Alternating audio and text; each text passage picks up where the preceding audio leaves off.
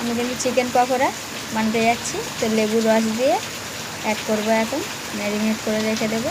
আজকের আমাদের এখানে কিন্তু প্রচুর ঝড় বৃষ্টি হচ্ছে, দেখুন প্রচুর বিদ্যুৎ চমকাচ্ছে দেখছে। তো এই ঝড় বৃষ্টি পকোড়া বানাবো।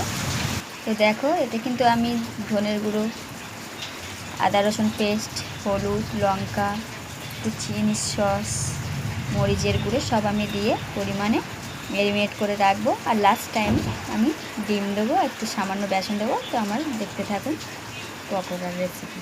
তো দেখো এতে কিন্তু আমি বেসন, ডিম আমার কিন্তু ম্যারিনেট করা হয়ে গেছে, আমি ছাড়বো।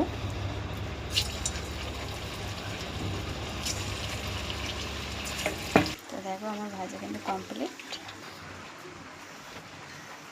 দারুণ দারুণ পারফেক্ট।